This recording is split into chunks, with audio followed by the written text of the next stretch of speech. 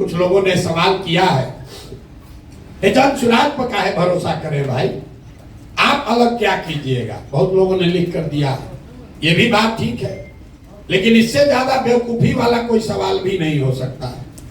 लोग हमसे पूछता है कि भैया ठगी, आप हम मदद करने आए हैं लेकिन आप नहीं ना ठगिएगा। अब आप बताइए कि हम शक्ल से इतना बेवकूफ दिखते हैं कि अगर हमको ठगना है तो पहले कहेंगे कि ठगेंगे। मतलब ऐसा कौन धरती पर बेवकूफ है जिसको ठगना है वो आकर ये कहे कि भैया हम तुमको ठगेंगे और फिर लोग ठगा जाएगा। जो हिंदी में शब्द है विश्वासघात, पहले विश्वास है फिर घात है। अगर आप विश्वास करोगे तभी तो घात होगा। रोड पर चलने वाला आदमी आप पर घात नहीं कर सकता है। तो ये सवाल ही बेमानी है कि आप पर कैसे भरोसा करें, करें कि न करें। लेकिन आपके पास भरोसा करने के अलावा चारा है कि नहीं, ये जरूर पूछना चाहिए। मान लीजिए कि किसी को आप जानते हैं जिसको ला इलाज बीमारी हो गई, 2-4-5 बरिस से उसका इलाज चल रहा है, उसमें सुधार नहीं हो रहा। अंग्रेजी में उसको हम लोग कहते हैं पैलिएटिव केयर, मतलब रोग खत्म नहीं होगा, आपका जीवन ठीक ठाक चलता रहे, इसके लिए ट्रीटमेंट होता है। डॉक्टर साहब से जाकर आप पूछ रहे हैं, अरे भाई ये तो सुधरिए नहीं रहा, डॉक्टर ने कह दिया इलाज बीमारी है, इस पर अब कोई दवा काम नहीं करेगा। फिर एक दिन आप डॉक्टर साहब के पास पहुंचे, किसी ने बताया, डॉक्टर साहब ने, कि देखो एक दवा आया है नया, अभी ट्रायल में चल रहा है, हम गारंटी नहीं दे रहे हैं, लेकिन अगर आप अनुमति दोगे तो ट्राई करके देखते हैं, 50% सफलता मिल भी सकता है, नहीं भी मिल सकता है। तब आप लोग सोच के बताइए कि एक दवा है जो एक्सपायर दवा है और एक दवा है जो कि अभी ट्रायल में नया नया आया है। एक तो मालूम है कि एक्सपायर दवा है, उससे तो कुछ होगा नहीं, खत्म हो गया कहानी। लेकिन जो ट्रायल में दवा आया है 50% चांस है वो सही भी हो सकता है, गलत भी हो सकता है। तो आप सारे बुद्धिजीवी लोग मिलकर क्या निर्णय लेंगे कि भैया चलो कम से कम 50% तो चांस है, तो जन सुराज वही 50% चांस है। क्योंकि जो यहाँ पहले से व्यवस्था है वो तो पूरा एक्सपायर है। अरे जिस राज्य में थोड़ा बहुत विकास होता वहां पर अगर कोई नया दल बनाए तो ये समाज का पूछना लाजमी है कि भाई हम इनको छोड़कर आपको क्यों दें। बिहार के आदमी को तो पूछना ही नहीं चाहिए क्योंकि आपके पास तो कुछ है नहीं है। जो पहले से 3 गो दल है वो आपका खून चूस लिया, दूह कर आपको खाली कर दिया। आपको तो कहना चाहिए भाई जो मिले वही कम से कम ट्राई करके तो देखते हैं। तो जन सुराज हम आपको ये गारंटी नहीं दे सकते हैं कि हम ही सही है, लेकिन इतना जरूर बता सकते हैं कि जो पहले से यहाँ 3 गो दल चल रहा है, जो व्यवस्था है, उसके मुकाबले इसमें जरूर कुछ बेहतर की संभावना हो सकती है। और वो संभावना इसलिए नहीं है कि उसको प्रशांत किशोर कर रहे हैं, वो संभावना इसलिए है कि आप जैसे हजारों सैकड़ों लोग मिलकर इसको बनाने का प्रयास कर रहे हैं और इसको बनाने में, आगे चलाने में जितना अच्छे लोगों का सहयोग, उनकी भागीदारी रहेगी, उतना ज्यादा सफलता की संभावना ज्यादा होगी।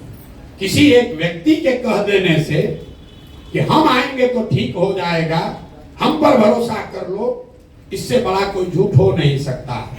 पीछे से एक जेपी सेनानी साहब खड़े हुए, उन्होंने बहुत अच्छी बात भी कही हमारे लिए, जन सुराज के लिए अच्छी बात उन्होंने कही, उसके लिए आपका धन्यवाद कर रहे हैं सर।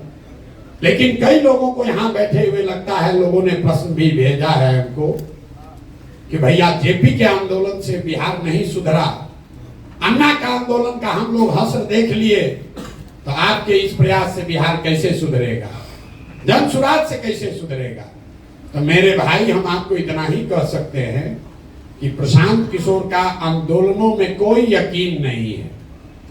मानव सभ्यता के इतिहास को अगर आप ध्यान से पढ़ेंगे तो आपको पता चलेगा कि सिर्फ बिहार में नहीं, पूरे देश में भी नहीं, पूरे दुनिया में मानव सभ्यता के इतिहास को पढ़िए तो आपको पता चलेगा कि फ्रांस की क्रांति को अगर अपवाद के तौर पर हटा दिया जाए तो आज तक कोई क्रांति से मानव सभ्यता में सृजन का काम नहीं हुआ है।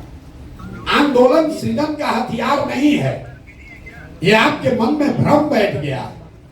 आंदोलन सृजन का हथियार नहीं है। आंदोलन वो तेज हथियार जैसा है जिससे आप बड़े से बड़े वृक्ष को काट सकते हैं, लेकिन कितना भी धारदार हथियार हो उससे आप पौधे को वृक्ष नहीं बना सकते। तो समाज में जो सृजन का काम है वो आंदोलन से नहीं हो सकता है। आपने देखा जेपी आंदोलन हुआ, उस आंदोलन की धार इतनी थी कि तब की सत्ता में बैठी इंदिरा गांधी को सत्ता से हटा दिया गया। अन्ना आंदोलन का प्रभाव ये हुआ कि यूपीए की सरकार हट गई, लेकिन जेपी के आंदोलन से नए बिहार, नए भारत का सृजन नहीं हुआ। क्यों नहीं हुआ? क्योंकि वो आंदोलन सृजन के लिए नहीं था, वो आंदोलन उस समय के सत्ता में बैठे हुए लोगों को हटाने के लिए था। जन सुराज में हम किसी को हटाने का प्रयास नहीं कर रहे।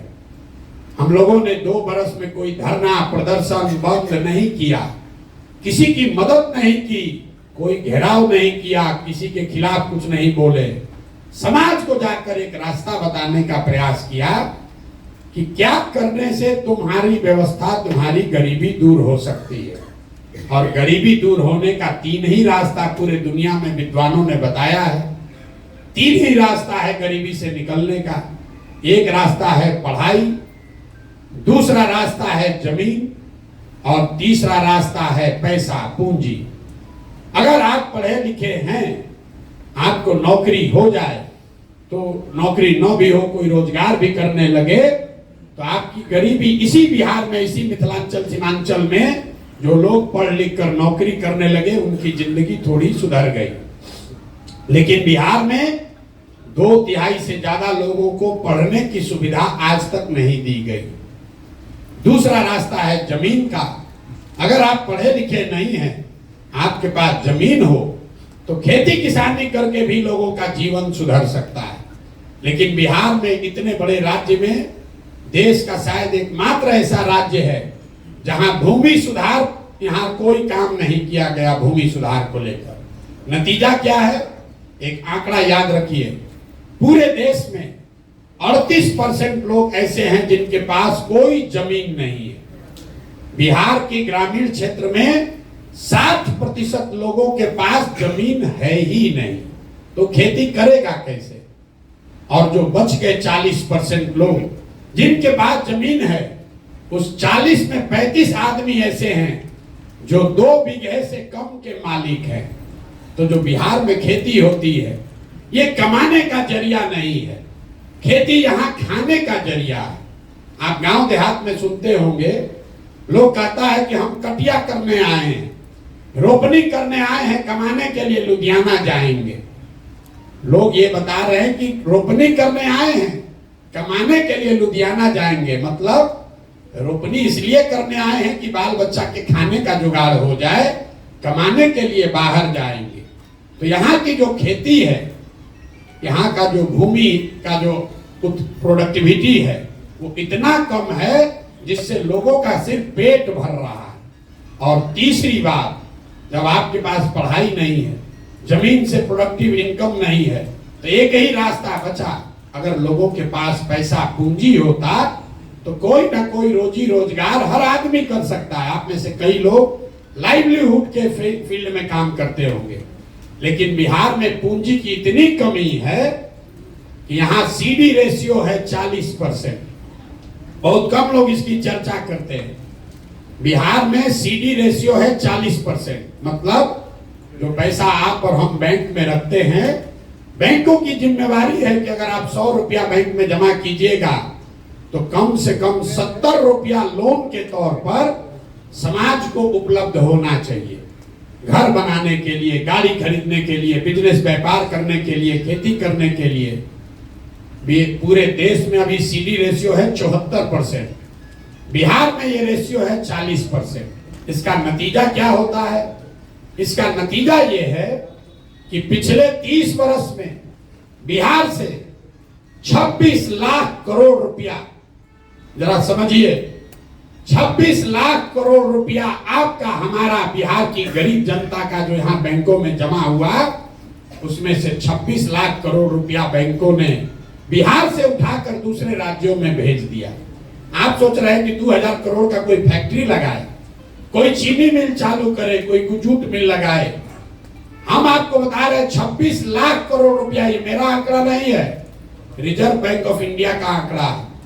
पिछले वर्ष यहाँ बिहार की गरीब जनता ने यहाँ के बैंकों में टोटल पैसा जमा किया 4,61,000 करोड़ रुपया, और 4,61,000 करोड़ में से 70% के हिसाब से कम 2,80,000 करोड़ रुपया बिहार के लोगों को मिलना चाहिए था, रोजी रोजगार के लिए, व्यापार के लिए, घर के लिए, गाड़ी के लिए।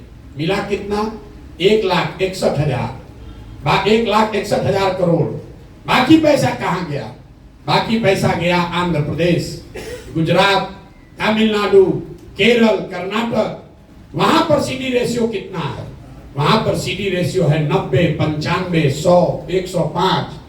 अगर आंध्रा में बैंकों में 100 रुपया जमा हुआ तो आंध्रा के लोगों को 105 रुपया कर्ज मिला। बिहार के लोगों ने 100 रुपया जमा किया तो हमको, आपको 40 रुपया मिला। आप अंदाजा लगाइए, बोलचाल की भाषा में समझिए, कहता है सीडी रेशियो क्या होता है। अगर आप जितने लोग आए हैं सबके पास मोटरसाइकिल, कार होगा, लेकिन अगर बैंक से आपको गाड़ी, मोटरसाइकिल के लिए लोन न मिले तो 90% आदमी गाड़ी, मोटरसाइकिल नहीं खरीद पाएगा। सबका लोन से ही आप मोटरसाइकिल खरीदे होंगे। वो पूंजी की उपलब्धता है कि आपके पास मोटरसाइकिल का ओनरशिप बढ़ा। जब पहले मोटरसाइकिल के लिए लोन नहीं मिलता था, गांव में 4 को 5 को मोटरसाइकिल था, अब हर महीने 1500 रुपया दीजिएगा, मोटरसाइकिल मिल जाता है। तो लोन की उपलब्धता, पूंजी की उपलब्धता से लोगों की लाइवलीहुड बढ़ी, उनकी मोबिलिटी बढ़ी। आप अंदाजा लगाइए, अगर 2.5 लाख करोड़ रुपया हर साल एक्स्ट्रा मिलने लगता तो कितने लोग अपना घर बड़ा बनाते, कितने लोग नई गाड़ियां खरीदते, कितने लोग नया रोजी रोजगार करते। यहाँ बहुत लोग अनुभवी बैठे हुए हैं। हम लोग के पिताजी के टाइम में जब घर बनता था, साल भर आप काम कीजिए, पैसा बचाइए, उसके बाद आदमी 2 कमरा बनाता है, फिर बेटा का ब्याह लगा करता है, इस पर पैसा जुगाड़े हैं, लिंटर करेंगे। लेकिन वही HDFC, स्टेट बैंक अगर आपको 20 लाख रुपया लोन दे दे तो आप पूरा घर बना लेते हैं और फिर EMI से पैसा वापस करते हैं। ये पूंजी की ताकत है। बिहार में गरीबी का मुख्य कारण यह है कि यहाँ गरीबी से निकलने के तीनों रास्ते जो आपके काम से जुड़ा हुआ है, शिक्षा, जमीन और पूंजी, इस तीनों की उपलब्धता नहीं होने की वजह से लोग गरीब हैं। और लोगों को लग रहा है सरकारी नौकरी, लोग यहाँ देखिए बहस क्या चल रहा है कि 10 लाख नौकरी देगा कि नहीं देगा। आपको एक और आंकड़ा दे रहे हैं, पूरे बिहार में 84 से लेकर, आप लोग NGO सेक्टर में काम करते हैं, आप लोग की भी इच्छा है सरकारी नौकरी मिल जाता तो बढ़िया होता। पूरे बिहार में 75 साल में 84 से लेकर मुख्य सचिव तक जितने लोग सरकारी नौकरी में हैं, सबकी संख्या जोड़िएगा तो वो संख्या है 23 लाख लोग। 1.97% लोग ही सरकारी नौकरियों में हैं। ध्यान रखिए, पूरे बिहार की आबादी है 13 करोड़, 1.972% से कम लोग सरकारी नौकरियों में हैं। लेकिन पूरा समाज सरकारी नौकरी के पीछे पड़कर अपना जीवन बर्बाद कर रहा है। आप जाइए मुसल्लापुर घाट में, यहाँ एक क्लास में 3-4 हजार लड़के कोचिंग कर रहे हैं, रेलवे में कोई क्लर्क बनने के लिए, बैंक में जाने के लिए। आप भी अपने बच्चों को भेज रहे हैं, लोग अपना जमीन बेच के ट्यूशन कोचिंग करा रहा है। उसमें से 2-4 को नौकरी मिलता है और 100 में 97 आदमी अपना 3-4 बरस घर का आटा गीला करके वापस जाता है बेरोजगार बन के। नौकरी, सरकारी नौकरी यहाँ से गरीबी का हटाने का उपाय नहीं है। गरीबी हटानी है तो 3 बातें सुधारनी है। 15 बरस से कम उम्र के बच्चों के लिए इतनी अच्छी पढ़ाई की व्यवस्था हो कि वो आदमी, वो बच्चा बड़ा होकर व्यवस्था पर बोझ न बने। हम लोग यहीं पढ़े हैं सरकारी स्कूल में, अच्छा पढ़ लिख गए, तो हमको नहीं मतलब है कि बिहार सरकार 400 रुपया पेंशन देता है, आयुष्मान का कार्ड बांट रहा है कि नहीं बांट रहा है, कि उसका इंदिरा आवास मिल रहा है कि नहीं मिल रहा। हम व्यवस्था पर बोझ नहीं है, जो कमाते हैं उस पर टैक्स देते हैं, व्यवस्था को मजबूत करने में अपना कुछ ना कुछ योगदान कर रहे हैं। अगर इनकम टैक्स नहीं भी दे रहे हैं तो आप बड़े कंज्यूमर हैं, 20,000 30,000 रुपया कमाते हैं, खर्चा करते हैं, तो जो चीज आप खरीद रहे हैं उस पर जीएसटी लग रहा है 18% 20%, तो समाज के प्रति आपका योगदान है। लेकिन वही आप कुछ नहीं अगर किए, पढ़ाई लिखाई नहीं किए, तो व्यवस्था से मांग रहे हैं 5 किलो अनाज, व्यवस्था से मांग रहे हैं 400 रुपया पेंशन, व्यवस्था से मांग रहे हैं इंदिरा आवास, आयुष्मान कार्ड। तो जन स्वराज की पहली सोच है कि सबसे पहले 15 साल से कम उम्र के बच्चों को पढ़ाने की इतनी अच्छी व्यवस्था बनाई जाए कि वो आगे व्यवस्था पर बोझ ना बने। दूसरा पिलर ये है कि 15 साल से 55 साल के उम्र के लोग जिनको अब वापस पढ़ाया नहीं जा सकता है, लेकिन उनके पास कुछ न कुछ काम करने की क्षमता, स्किल है, अच्छा है खराब है लेकिन कुछ न कुछ क्षमता है, उन लोगों के हाथ में पूंजी दिया जाए ताकि वो मजदूरी से निकलकर कुछ न कुछ छोटा मोटा व्यवसायी बन पाए।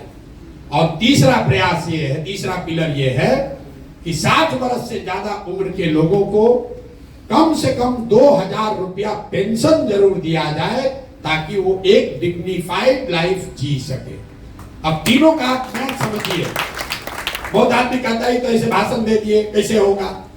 अगर 60 साल से ज्यादा उम्र के हर व्यक्ति, महिला पुरुष को 2,000 रुपया मासिक पेंशन देना है तो बिहार सरकार को अभी जो पैसा खर्च हो रहा है उसके ऊपर 6 से 8,000 करोड़ रुपया साल का लगेगा।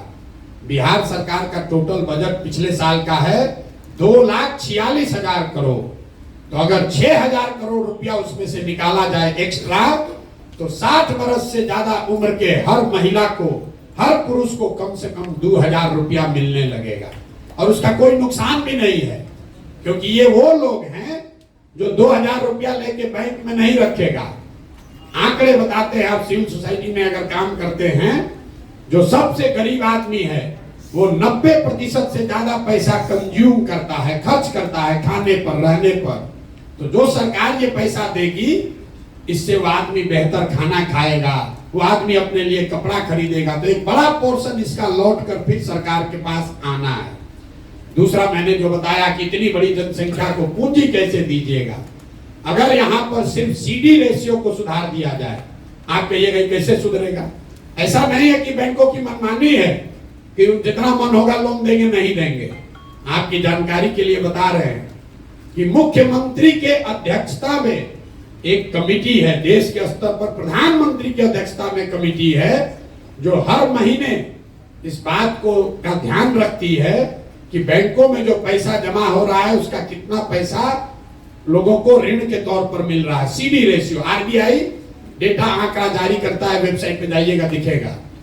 बिहार में भी ये व्यवस्था है जहां मुख्यमंत्री की अध्यक्षता में सारे बैंकों के हेड बैठते हैं कि कितना पैसा लोन के तौर पर दिया गया।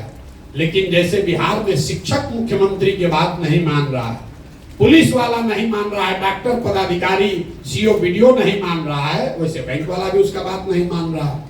लेकिन अगर सरकार की नीयत ठीक हो तो सीडी रेशियो को 3 से 6 महीने में ठीक किया जा सकता है। तो जो जन सुराज हम लोग जाकर गांव-गांव कह रहे हैं कि साल भर के अंदर यहां से सारे बेरोजगार लोगों को 10-12 हजार रुपए का रोजगार दिया जा सकता है, उसका आधार सीडी रेशियो को सुधारना है ताकि यहां पर लोगों को रोजी रोजगार मिल सके। अब इसका एक आप प्रैक्टिकल उदाहरण समझिए। गांव में मान लीजिए आपको बाल काटने आता है, बाल काटने आता है, आपके पास 20,000 रुपया है, आपने 5 साल 7 साल मेहनत किया, किसी सैलून में काम किया, 20,000 रुपया बचाए। अब आपकी इच्छा हुई कि हम एक सैलून खोलें, सैलून खोलेंगे, उसमें 4 आदमी को नौकरी भी देंगे, अपना परिवार भी चलाएंगे। सैलून खोलने जब आप गए अपने शहर में, तो पता चला अपने चट्टी गांव टाउन जो भी कह लीजिए बाजार में, तो पता चला कि यहाँ तो 1 लाख रुपया लगेगा तब सैलून खुल पाएगा। तो आप नेचुरल आपका प्रयास है कि आप बैंक में जाइए ताकि 80,000 रुपया आपको मिले और आप 1 लाख में सैलून खोल लीजिए। 80,000 को सैलून चलाकर धीरे धीरे वापस कीजिएगा। जब बिहार में पूंजी उपलब्ध नहीं होता है तो आदमी क्या करता है, बाल काटने उसको आ रहा है, लेकिन पूंजी नहीं हुआ, अब बचा उसके पास अपना 20,000। तो उस 20,000 को खर्च कैसे करता है? वो 5,000 रुपया 4,000 रुपया खर्चा करता है, किसी नौकरी के दलाल को देता है कि बॉम्बे में, दिल्ली में किसी सैलून में हमको नौकरी दिलवा दो। फिर 2,000 2,500 रुपया में ट्रेन का, बस का टिकट खरीदता है ब्लैक में कि हम लद्दाख और बोरा की तरह कम से कम दिल्ली बॉम्बे पहुंचे। 5-7 रुपया खर्चा हो गया। अब बचा उसके पास 15,000 12,000। वहां बॉम्बे दिल्ली गया तो वहां जो खोली वाला है तो 3 महीने का एडवांस ले लिया, 5-7 वो भी चला गया। 1-2 रुपया का जो बर्तन बासन है उसमें खर्चा हो गया। तो आप देखिए पूंजी की महत्ता। आदमी को बाल काटने आता है, बाल आदमी वही है। अगर उसको 80,000 रुपया मिल जाता लोन के तौर पर, तो यहाँ सैलून चलाता, 4 आदमी को नौकरी देता, एक छोटा व्यवसायी होता। लेकिन वो 80,000 नहीं मिला तो बॉम्बे में, दिल्ली में जाकर मजदूर बन गया। बाल वहां भी काट रहा है, लेकिन वहां मजदूर के तौर पर काट रहा है, यहाँ छोटा व्यवसायी होता। तो हम लोग का जन स्वराज की जो सोच है कि जो जवान लड़के हैं, जो नवयुवक हैं, उनको पूंजी उपलब्ध कराया जाए ताकि घर घर में रोजी रोजगार हो सके। जो महिलाओं के लिए हम लोग बात कह रहे हैं, इसी क्षेत्र में गुजरात को अगर आप पढ़िएगा ध्यान से, गुजरात की सामाजिक स्थिति को ध्यान से देखेंगे, सबसे ज्यादा, सबसे पहले वहां पर प्रोस्पेरिटी तब आई जब घर घर से दूध का कारोबार शुरू हुआ। यहाँ पर ये राय जी बैठे हुए हैं, कोऑपरेटिव के हैं, आज आए मिलने सुधा के, तो कह रहे हैं भैया अमूल वाला आके सब कैप्चर कर रहा है बिहार में, सब अमूल के लोग आकर कैप्चर कर रहे हैं। तो हम लोग बात कर रहे थे कि अमूल जो आपको देश का बड़ा कोऑपरेटिव दिखता है, आप में से ज्यादातर आदमी नहीं जानते होंगे, गुजरात का एक जिला है बनासकाठा। बनासकाठा डेयरी, एक जिले का डेयरी इतना बड़ा है कि अमूल से भी दुगना बड़ा है। पूरे महाराष्ट्र का दूध, जैसे आप देखते हैं ट्रेन से ये तेल का ढुलाई होता है, हर दिन महाराष्ट्र से पूरा रेक जाता है, महाराष्ट्र में सिर्फ बनासकाठा से वो रेक जाता है पूरा दूध भर के। तो जब वहां की महिलाओं को ऑपरेशन फ्लड के तहत पैसा दिया गया, घर घर लोगों ने भैंस गाय का व्यापार शुरू कर दिया, 50 लीटर 20 लीटर 30 लीटर दूध बेचने लगा, उससे लोगों को आमदनी बढ़ी। तो यहाँ पर महिलाओं को जो अभी सेल्फ हेल्प ग्रुप चला रहे हैं, जीविका के लोग, उसमें ब्याज का दर है करीब करीब 30% सालाना, क्योंकि हर महीने आपको ब्याज लगता है 2.25%। हम लोग कह रहे हैं कि नहीं, सालाना ब्याज का दर घटाकर कीजिए 4%। 4% के ब्याज के दर पर अगर महिलाओं को पैसा उपलब्ध करा दिया जाए तो यहाँ घर घर महिलाएं कुछ ना कुछ रोजी रोजगार कर पाएंगी। अब ये होगा कैसे? फिर पूछेगा पैसा कहां से आएगा? हम आपको बता रहे हैं, अगर 1 लाख करोड़ रुपया महिलाओं को ऋण देना है, 1 लाख करोड़ रुपया, तो इंटरेस्ट सबवेंशन में मतलब 4% ब्याज आप दे रहे हैं और सरकार अगर वो पैसा लेकर दे रही है तो सरकार को इंटरेस्ट लगेगा 9%। तो 5% का खर्चा या 6% का खर्चा सरकार को देना पड़ेगा। तो 5,000 करोड़ रुपया अगर सरकार खर्च करे तो उसकी ताकत पर लोगों को, समाज को 1 लाख करोड़ रुपया मिल जाएगा। और 1 लाख करोड़ का लोग अगर रोजी रोजगार करेगा तो उससे घर घर उसकी आमदनी बढ़ेगी, उससे रोजगार मिलेगा। ये सोच है हम लोगों की। तो ये जब तक ये तीनों काम नहीं होगा, शिक्षा, पूंजी और जमीन के प्रोडक्टिविटी के लिए जो हम लोग कह रहे हैं, बिहार में 1/3 जमीन उसका मालिकाना हक डिस्प्यूटेड है। अगर आप लोग गांव देहात में काम करने का अपने अनुभव का दावा करते हैं तो आपको मालूम होगा 1/3 FIR जमीन के विवाद से जुड़ा हुआ। जमीन का मालिकाना हक लोगों को पता नहीं है। अभी सरकार ने जो सर्वे अभियान शुरू किया है, ये समझिए कि घाव है उसको उखाड़ के और खराब करने का काम है। पूरे समाज में हमने पहले आदमी हम हैं जिसने कहा कि इससे पूरे समाज में घर घर में झगड़ा लगेगा, भ्रष्टाचार बहुत आगे बढ़ जाएगा। अब देखिए, अभी 1 महीना हुआ है, लोग बाप बाप चिल्ला रहे हैं, और 2-3 महीना आते आते आप देखिएगा ये लैंड सर्वे को रुक जाना है। अगर नहीं रुका तो गोली बंदूक चलेगा, घर घर में आपस में लड़ाई होगा। नीतीश कुमार बिना सोचे समझे, बिना तैयारी के सर्वे करा रहा है। बिहार में भूमि सुधार अगर लागू करना है तो उसके लिए 5 वर्ष का समय चाहिए।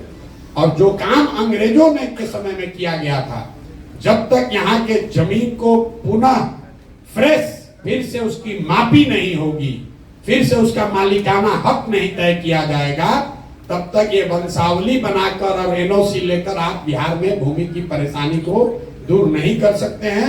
इससे समस्या और बढ़ेगी। तो हम लोग का जो पूरा प्रयास है, शिक्षा 15 साल से कम उम्र के बच्चों को इतनी अच्छी शिक्षा दी जाए कि वो व्यवस्था पर बोझ न बने। युवा जिसको पूंजी उपलब्ध कराया जाए ताकि वो अपने लिए रोजी रोजगार कर सके, और बूढ़े लोगों को हर हालत में कुछ सम्मानजनक जिंदगी जीने भर का मदद किया जाए। ये जन सुराज की सोच है। अब आप लोगों ने कुछ अपना ऐसा सुझाव नहीं दिया। पीछे से कोई एक लैंड एक्विजिशन को लेकर बोला है। लैंड एक्विजिशन को लेकर जो परेशानी यहाँ आ रही है, चौसा का बिंदु है, या आज हमें किसी ने नालंदा राजगीर की भी बात बताई है, जो एयरपोर्ट के लिए जमीन लिया गया है। इसमें जो कानून है, भूमि अधिग्रहण कानून बिल्कुल ठीक है कि जो मार्केट का रेट है उससे 4 गुना मिलना है। दिक्कत यह है, ऑपरेशनल दिक्कत यहाँ जमीन पर, भूमि अधिग्रहण किया गया 10 वर्ष पहले और उसका सेटलमेंट हो रहा है आज। तो विवाद लोगों को ये नहीं है कि हम जमीन देंगे कि नहीं देंगे, विवाद ये है कि जमीन का दाम 10 वर्ष पहले वाला देखकर 4 गुना किया जाए कि आज के भाव का 4 गुना किया जाए। सरकार का ये कहना है कि भाई अधिग्रहण तो 10 वर्ष पहले हो गया, प्रोजेक्ट पास हुआ 10 वर्ष पहले, बजट पैसा आया 10 वर्ष पहले के हिसाब से, आज मुआवजा बट रहा है। तो लोग जब बट रहा है तो कह रहा है कि आज के हिसाब से दो, और सरकार क्या कह रही है कि हम तो 10 वर्ष पहले के हिसाब से बजट किए हुए हैं, तो हम तुमको आज के हिसाब से कैसे देंगे। तो ये प्योरली ऑपरेशनल दिक्कत है, ये नीतिगत मामला नहीं है। देश में भूमि अधिग्रहण को लेकर कानून बना हुआ है। मोदी सरकार ने 3 बार उसको हटाने का प्रयास किया, वापस नहीं हटा पाए। वो कानून बना हुआ है कि आज के मार्केट रेट से 4 गुना आपको पैसा मिलना चाहिए, लेकिन जिस दिन जमीन का अधिग्रहण हुआ उस दिन के मार्केट प्राइस से, 20 वर्ष के बाद का नहीं। तो इसमें कुछ जो जमीन जिनका है उनका भी गलती है। जब जमीन मिला, जब अधिग्रहण हुआ तब पैसा लिया नहीं, सोचता बढ़ेगा तब लूंगा, फिर 5 वर्ष के बाद आके सरकार ले रहा है तो कह रहा है जिस दिन आपको अधिग्रहण की सूचना जारी हुई है उसी डेट के हिसाब से पैसा मिलेगा, और आप चाह रहे हैं कि अब आज हम उस पर साइन दे रहे हैं, कंसेंट कर रहे हैं, तो आज हमको पैसा मिले। तो ये इसमें ऑपरेशनल दिक्कत है, ये नीतिगत मामला नहीं है। बाकी और कोई सुझाव आपका विशेष हमने देखा नहीं। जन सुराज को लेकर आपने जो सवाल किए हैं, तो किसी ने ठीक कहा, जन सुराज पर जितने भी तरह के सवाल हैं उस सवाल का जवाब तो हम लोग हर दिन दे ही रहे हैं, गांव गांव जाकर। आपकी क्या भूमिका होनी चाहिए, आपकी भूमिका क्या होनी चाहिए, उसके लिए मैं अक्सर एक ग्रीस के बहुत बड़े दार्शनिक हैं प्लेटो, उनका एक कोट बताता हूं। प्लेटो ने बहुत सैकड़ों साल पहले कहा, if you do not participate in democracy be ready to be ruled by your इंफीरियर्स।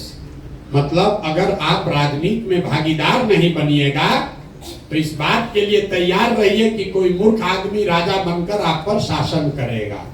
तो आप लोग जो सिविल सोसाइटी के पढ़े लिखे प्रबुद्ध लोग हैं, हम ये नहीं कह रहे हैं कि आप एनजीओ छोड़कर, सिविल सोसाइटी छोड़कर राजनीति में आ जाइए, लेकिन राजनीतिक और सामाजिक सरोकार से अपने आप को अगर आप हटा लीजिएगा तो समाज में जो गलत लोग हैं, जो लंपट है, बदमाश है, माफिया है, वही आपका राजा बनकर आप पर शासन करेगा। फिर आप चाहे जितना डेमोन्स्ट्रेशन करते रहिए, जितना बार जाकर ज्ञापन दीजिए। बालू माफिया अगर शिक्षा मंत्री है तो वो शिक्षा के क्षेत्र में काम करने वाले एनजीओ से बात नहीं करेगा, उसको तो बालू से कमाने से फुर्सत होगा तब ना आपसे बात करेगा। अगर शराब माफिया स्वास्थ्य मंत्री हो जाएगा तो आप कितना भी ज्ञापन दे दीजिए, कितना आंकड़ा डेटा दे दीजिए, वो समझने वाला नहीं है। तो आपकी जिम्मेवारी ये है कि अपना काम करते हुए समाज को इस बात के लिए तैयार कीजिए कि भाई तुम अपने बच्चों के लिए वोट करो, अपने पढ़ाई रोजगार के लिए वोट करो। फिर मैं उसी आदमी की बात कहूंगा जो पीछे जिसके नाम पर आप लोग वोटिंग किए कि भैया हम एनजीओ चला रहे हैं, कितना दिन तुम्हारे बच्चा को पढ़ाएंगे। जब सरकार अच्छी बन जाएगी, अच्छा स्कूल होगा, तब सबके बच्चे अच्छा पढ़ेंगे। इसलिए अपने बच्चों के पढ़ाई के लिए वोट दो। बालू माफिया, शराब माफिया को वोट मत दो। जाति के नाम पर मत बिको। जितने लोग आप हैं, आप भी अपनी ओर से प्रयास कीजिए। ये प्रशांत किशोर का अकेला अपना प्रयास नहीं है। ये प्रशांत किशोर कोई कर्जा नहीं खाए हैं बिहार का, ये हम ही को करना है। ये आपकी हमारी सबकी जिम्मेवारी है। मानवता का ये तकाजा है कि अगर आपका पेट भर जाए तो अपना पेट भरने के बाद अगर आपके पास कोई साधन, शक्ति, समय, व्यवस्था है तो जिसका पेट नहीं भरा है उसकी चिंता आप कीजिए। ये भी सिविल सोसाइटी का आपका मूल मंत्र है। अगर आप वो नहीं करते हैं तो बड़ी बड़ी बात कहने से कुछ नहीं होगा। कुछ ना कुछ योगदान कीजिए, थोड़ा कम कीजिए, ज्यादा कीजिए। पैसा और समय ये किसी के पास अपने जरूरत से ज्यादा नहीं है।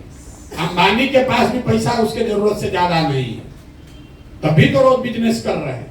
तो ये समझना कि हमारा पास तो पैसा नहीं है, जब हो जाएगा तब करेंगे, हमारा पास तो समय नहीं है, जब समय रहेगा तब करेंगे, तो किसी के पास समय और पैसा ज्यादा नहीं होता है। आपको अपने जीवन में तय करना है कि जो हमारे पास है इसमें से कुछ न कुछ अपने समाज के लिए, अपने मिट्टी के लिए कुछ न कुछ हम अपना योगदान करेंगे।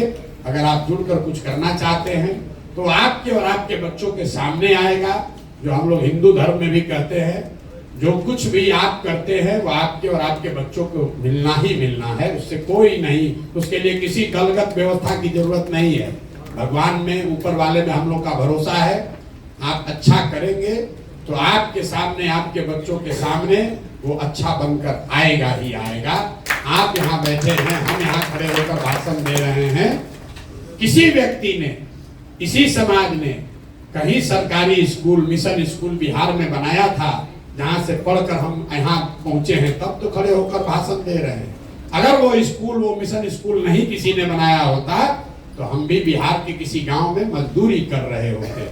ऐसा मत समझिए कि आप और हम कोई दूसरों से ज्यादा बेहतर है। हमसे, आपसे बहुत अच्छी सोच रखने वाले लोगों ने अपने अपने स्तर पर कुछ न कुछ योगदान किया है, तभी आप और हम इस सभागृह में बैठकर चर्चा कर रहे हैं। तो आपकी हमारी जिम्मेवारी है कि अगर ऊपर वाले की मदद से, दुआ से, ऊपर वाले की कृपा से इसी कुव्यवस्था में आप थोड़ा सा बेहतर हो गए हैं, आगे निकल गए हैं, तो आपकी हमारी जिम्मेवारी है कि अपने हिस्से से एक छोटा अंश ही निकालकर समय से, संसाधन से, बुद्धि से, सलाह से समाज के लिए कुछ कीजिए। यही मेरी आपसे अपेक्षा है। आप लोग आए हैं समय निकालकर, आपका बहुत बहुत धन्यवाद। एक दो सवाल जो मैंने जानबूझकर छोड़ा है उसमें कोई बहुत महत्व नहीं है, फिर भी अगर आपका कोई और सवाल है तो आप सवाल कर सकते हैं। बहुत बहुत धन्यवाद।